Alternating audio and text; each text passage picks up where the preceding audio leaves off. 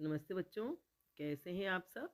आज हम हिंदी व्याकरण एवं रचना प्रबोध से अध्याय 14 है शुद्धिकरण जो अध्याय है उसमें शब्द शुद्धि के बारे में पढ़ रहे हैं। और आज हम संधि संबंधी जो अशुद्धियाँ करते हैं शब्दों में उनका अध्ययन करेंगे, है ना। तो नवा बिंदु है संधि। इससे पहले हम कई तरह की अशुद्धियों के बारे में पढ़ चुके हैं कि किस तरह से उन अशुद्धियों को हटाकर हम अपने शब्द शुद्ध रूप से लिख सकते हैं। अब है संधि। तो संधि के नियमों की जानकारी के अभाव में भी शब्दों में त्रुटि होने की पूरी संभावना रहती है। मतलब संधि के नियम है बहुत। संधि 3 प्रकार की होती है, आप पढ़ चुके हैं पहले। स्वर संधि, व्यंजन संधि, विसर्ग संधि। उन सभी में स्वर, व्यंजन और विसर्ग, इन सभी के जो वर्ण होते हैं, है ना, वर्णों में संधि स्वर, व्यंजन और विसर्ग की होती है। तो इनके जो नियम होते हैं उनकी जानकारी न होने से भी शब्दों में अशुद्धियाँ, त्रुटियाँ और गलतियाँ हो सकती हैं। संभावना रहती है, मतलब हो जाती है। अतः वे शब्द जो संधि शब्द बन रहे हों, मतलब जिनमें संधि होने वाली है या संधि हो रही है, उनके प्रयोग में संधि के नियमों के सावधानी पूर्वक प्रयोग से हम शब्दों का शुद्ध प्रयोग कर सकते हैं। यानी संधि के जो नियम है उनका ध्यान रख करके हम उन शब्दों को सही ढंग से लिख सकते हैं। अब देखिए अशुद्ध शब्द और शुद्ध शब्द संधि वाले। अत्याधिक, इसका शुद्ध होगा अत्यधिक। वैसे आपने संधि का हम प्रकरण पढ़ चुके हैं और नियमों की बहुत अच्छे से जानकारी हो गई होगी। और मैंने कहा था उन शब्दों का भी आप अच्छे से बार बार वाचन कीजिए, है ना, बार बार उच्चारण कीजिए, पढ़िए, तो आपके दिमाग में वो शब्द ही बैठ जाएंगे। क्योंकि नियम तो इतने याद रखना बहुत ही मुश्किल होता है ना। कुछ सरल नियम हमको याद रह जाते हैं लेकिन ज़्यादातर नियम याद नहीं रख पाते। तो इसलिए आप शब्दों का उच्चारण कीजिए ताकि आपको वे ध्यान रह जाए। तो यहाँ अत्याधिक ये अशुद्ध है और अत्यधिक सही है। अति धन अधिक, ई और ए, है ना, ई और ए मिलकर के ये अत्यधिक हुआ है ये, ठीक है। अंताक्षरी, अंताक्षरी नहीं होता, अंत्याक्षरी। अभ्यांतर, अभ्यांतर नहीं, शुद्ध होता है अभ्यंतर। कविंद्र, कवींद्र। कवि धन इंद्र, कवि, तो दीर्घ हो जाती है संधि, है ना। ऐसे इधर है अभ्यारण्य नहीं अभयारण्य। अभय धन अरण्य, है ना। अन्विति, अन्विति। उपरोक्त, उपर्युक्त। उच्छ्वास, उच्छ्वास, उच्छ्वास। उच्चवास, है ना, अशुद्ध ये है, शुद्ध है उच्छ्वास। अब इन शुद्ध शब्दों को वापस पढ़ देती हूँ एक बार। अभयारण्य, अन्विति, उपर्युक्त, उच्छ्वास, अत्यधिक, अंत्याक्षरी, अभ्यंतर और कवींद्र, है ना। इन शब्दों को आप पढ़ लीजिए ध्यान से, तो अशुद्धि अपने आप ही नहीं होगी। फिर भले नियम का आपको ध्यान न हो या नियम याद नहीं भी रहे तो भी, ठीक है। आगे बढ़ते हैं हम। उज्ज्वल, ये अशुद्ध है। उज्ज्वल, उज्ज्वल, है ना। तो यह द्वित्व वर्ण हो गया उज्ज्वल। मैं आपको यही द्वित्व वर्णों का भी आपको ध्यान रह जाए इसलिए मैं बता रही हूँ उज्ज्वल, है ना। पुनरावलोकन, यह अशुद्ध है। पुनर्वलोकन, पुनर्वलोकन। पुनरुत्थान, पुनरुत्थान। तत्वाधान, तत्वावधान। सही शुद्ध क्या होता है, तत्वावधान।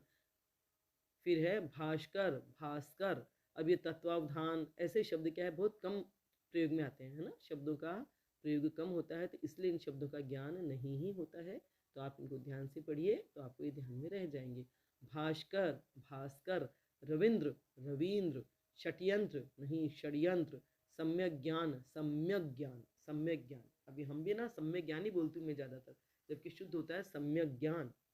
पता है लेकिन फिर भी पता नहीं क्यों आदत में, क्योंकि ज़्यादातर बोलचाल में सम्यक ज्ञान ही बोला जाता है तो वो मुंह पर चढ़ जाता है। तो आधी अशुद्धता हम इसलिए करते हैं कि दूसरों के मुंह से जो सुनते हैं वही हम बोलने लग जाते हैं, है ना। गत्यावरोध, गत्यवरोध। पुनरोक्ति, पुनरुक्ति। दुरावस्था, दुरवस्था। भगवत गीता, भगवत गीता। अब ये गत्यावरोध, पुनरोक्ति, दुरावस्था ये बहुत अशुद्ध बोलते हैं लोग जो पढ़ते ध्यान से नहीं है। अब हम तो हिंदी साहित्य के विद्यार्थी तो हमें थोड़ा ध्यान है, लेकिन जो हिंदी केवल एक विषय के तौर पे पढ़ते हैं अनिवार्य हिंदी बस, तो उन्हें तो ध्यान नहीं ही रहेगा, है ना। तो वो तो अशुद्धियाँ करते ही हैं। तो भगवत गीता, लेकिन हम हिंदी साहित्य के विद्यार्थी हैं इसलिए हमें विशेष रूप से ध्यान रखना चाहिए। और अनिवार्य हिंदी में भी कम से कम हमें हिंदी व्याकरण का ज्ञान तो होना ही चाहिए, है ना। शब्द शुद्धियाँ ही तो है, बहुत ज़्यादा तो है नहीं कि बहुत गहरा व्याकरण ज्ञान। ये तो केवल शब्द हैं, वो हम शुद्ध लिखने का प्रयास करें। मेगाछन्न, मेगाछन्न। लघुत्तर नहीं लघुतर। संसद सदस्य, संसद सदस्य, ये मुझे भी अभी पता चला सही में। संसद सदस्य, अभी तक हम भी संसद सदस्य बोलते हैं, अखबारों में सब जगह यही, ज़्यादातर यही प्रचलित है और यही लिखा जाता है, संसद सदस्य, ऐसी सम्य ज्ञान भी ज़्यादातर। तो सही होगा संसद सदस्य, सरवर, सरोवर। ठीक है, अब मैं एक बार शुद्ध वापस पढ़ लेती हूँ। उज्ज्वल, पुनर्वलोकन, पुनरुत्थान, तत्वावधान, तत्वावधान, भास्कर, रवींद्र, षड्यंत्र, सम्यक ज्ञान, गत्यवरोध, पुनरुक्ति, दुर्वस्था, भगवत गीता, मेघाच्छन्न, लघुत्तर, संसद सदस्य, सरोवर, मेघाच्छन्न। ठीक है, अब है समास संबंधी अशुद्धियाँ। शब्दों के शुद्ध प्रयोग हेतु समास के नियमों का भी ज्ञान होना आवश्यक है। भाषा व्यवहार में आने वाले सामासिक पदों के प्रयोग में समास के नियमों का ध्यान रखकर हम त्रुटियों से बच सकते हैं। बोलचाल में जो सामासिक शब्द आते हैं, सामासिक पद आते हैं, तो उस समय हम समास के नियमों का ध्यान रख करके इन त्रुटियों से, इन अशुद्धियों से बच सकते हैं। अब है जैसे अष्टवक्र, ये अशुद्ध है, अष्टावक्र शुद्ध है। एक लोता, इकलौता, निरपराधी, निरपराध, है ना, निरपराध होता है बिना अपराध के, जिसने अपराध नहीं किया है। निरपराधी बिना अपराधी के थोड़ा होगा, बिना अपराध। सशंकित, सशंक, कई शब्द होते हैं, इनमें हम अनावश्यक ही प्रत्यय लगा देते हैं और शब्द को अशुद्ध कर देते हैं। सशंक। यौनावस्था, युवावस्था, अहोरात्रि, अहोरात्र, दिवारात्रि, दिवारात्र। सकुशलता पूर्वक, तो सकुशल या कुशलता पूर्वक, दोनों में से एक प्रयोग कीजिए आप, या तो सकुशल या कुशलता पूर्वक। योगीवर, योगीवर, योगीवर, है ना, छोटी की मात्रा आएगी। एक बार शुद्ध शब्द में वापस पढ़ लेती हूँ। अष्टावक्र, इकलौता, निरपराध, सशंक, युवावस्था, अहोरात्र, दिवारात्र, सकुशल या कुशलता पूर्वक और योगीवर। ठीक है, ये थे समास संबंधी शुद्ध शब्द। अब है उपसर्ग। उपसर्ग के प्रयोग से बने शब्दों में, उपसर्ग के प्रयोग से बने शब्दों में उचित उपसर्ग की पहचान कर लेखन या वाचन करने से शब्दों का शुद्ध प्रयोग संभव हो सकता है। मतलब हम जो उपसर्ग से बने हुए शब्द होते हैं, उनमें हम उपसर्गों को पहचान लें तो उनका प्रयोग हम सही कर सकते हैं, है ना, या तो लेखन करके या बार बार वाचन करके हम इनका सही प्रयोग, शुद्ध प्रयोग कर सकते हैं।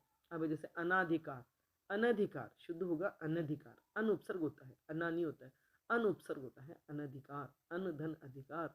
निरावलंब, निर्वलंब, निराभिमान, निर्भिमान, निसंकोच, निसंकोच, निसंकोच शुद्ध क्या होता है, निसंकोच।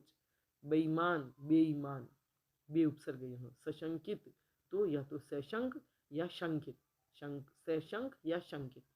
तदोपरांत नहीं तदुपरांत। निशुल्क, निशुल्क या निःशुल्क, विसर्ग है यहाँ, निशुल्क या निःशुल्क। उपसर्ग सॉरी, है ना, निहि उपसर्ग। निरालंकृत, निरलंकृत। बेफिजूल, फिजूल या फजूल, बेफिजूल, फिजूल मतलब ये फालतू व्यय होता है या फालतू, और बेओ लगा दिया। सदृश्य नहीं सादृश्य या सदृश। सानंद पूर्वक, सानंद या आनंद पूर्वक, सानंद आनंद सहित या आनंद पूर्वक। एक बार शुद्ध शब्द को मैं पुनः पढ़ लेती हूँ। अनधिकार, निर्वलंब, निर्भिमान, निसंकोच, बेईमान, सशंक या शंकित, तदुपरांत, निःशुल्क, निःशुल्क, निरलंकृत, फिजूल या फजूल, सादृश्य, सदृश, सानंद, आनंद पूर्वक। अब ये फजूल शब्द को मैं खुद ही अशुद्ध समझती थी कि फजूल शायद अशुद्ध होता है, फिजूल ही सही होता है, लेकिन आज पता चला कि फजूल भी सही शब्द होता है। ठीक है, तो ये संधि, समास और उपसर्ग संबंधी नियम, है ना, उनका हम सही ढंग से उपयोग करके, सही ढंग से जानकारी करके अगर शब्द लिखें तो हम शुद्ध शब्द आराम से लिख सकते हैं। वीडियो आपको पसंद आया हो तो लाइक करें, अपने दोस्तों के साथ शेयर करें, मेरे चैनल को सब्सक्राइब करें, बेल आइकन भी अवश्य टच करें ताकि जब भी मैं वीडियो बनाऊंगी उसकी सूचना आपको तत्काल मिल जाएगी। धन्यवाद।